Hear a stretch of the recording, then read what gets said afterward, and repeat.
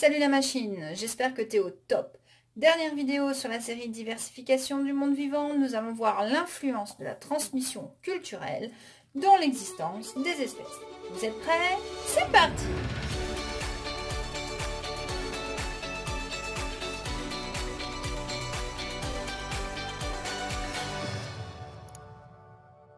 Quand on pense transmission culturelle, on entend culture, on pense à la culture humaine, nos musées, ce que l'on sait, ce qu'on transmet de génération en génération. Mais la transmission culturelle concerne également les animaux. Nous avons un exemple très connu qui a été étudié chez le pinson des arbres. Vous savez, le pinson, c'est ce petit oiseau qui siffle tous les matins dans les sapins à côté de chez vous, qui vous réveille, qui vous empêche de dormir.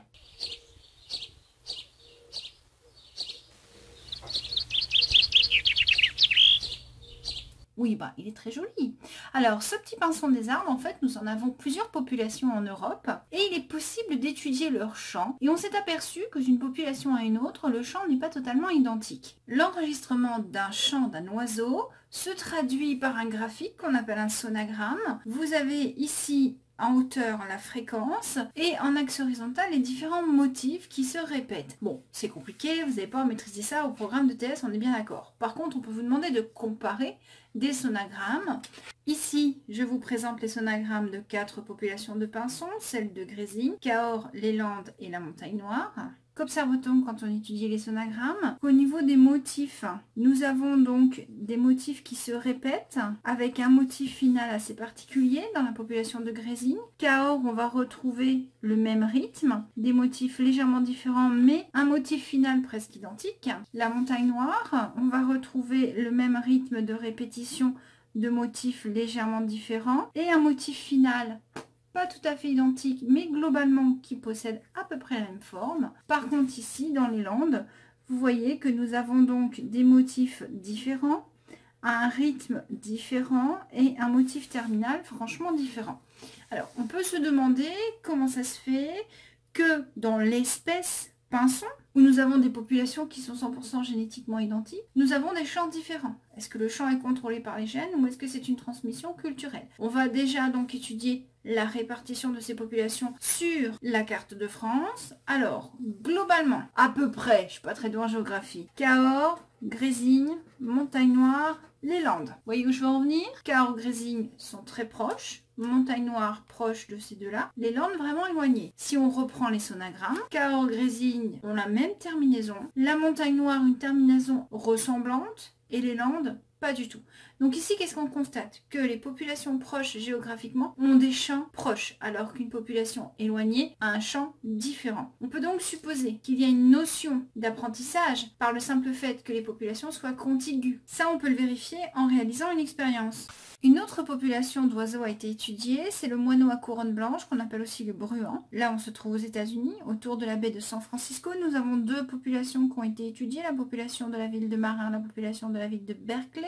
On a enregistré des sonagrammes de 2 individus au moins dans chaque population. Donc on s'aperçoit qu'effectivement les individus d'une même population possèdent le même sonagramme. Et on peut donc se demander si ces sonagrammes, ces chants, sont contrôlés génétiquement ou sont hérités par apprentissage. Il suffit donc de faire des expériences, d'essayer d'apprendre à un oiseau d'une population le chant d'une autre population. Et pour cela, on va prélever des œufs dans les différentes populations.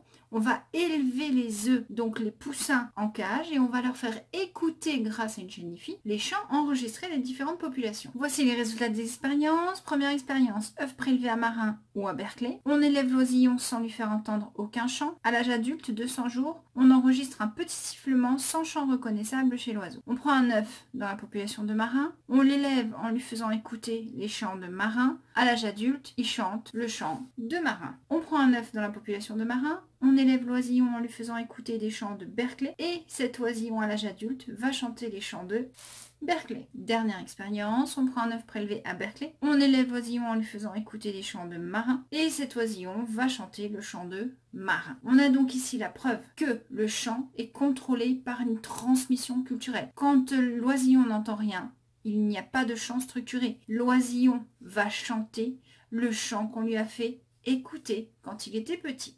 Alors on en revient un petit peu à l'espèce humaine quand même, hein, on est chauvin. Donc on peut prouver la transmission culturelle du chant c'est-à-dire chez nous de la parole, de la langue, d'une génération à une autre, dans les différentes populations, et reconstituer l'histoire de nos langues. On peut travailler par exemple sur le langage indo-européen. On s'aperçoit qu'il y a 6000 ans, il y a eu une séparation en deux branches, en deux grands groupes de langues. D'un côté, le groupe des langues celtiques, avec le breton, le gallois, l'irlandais. Et de l'autre côté, deux groupes se sont formés. Les langues germaniques, avec le danois, le norvégien, le suédois, l'anglais, l'allemand. Et les langues italiques, avec le serbe, l'italien, le catalan, le portugais, l'espagnol, le français, le provençal. On est quand même bien d'accord que le français ressemble plus à l'espagnol qu'à l'anglais. On retrouve les mêmes racines, les racines latines et grecques, dans les langues italiques, c'est-à-dire celles du sud de l'Europe.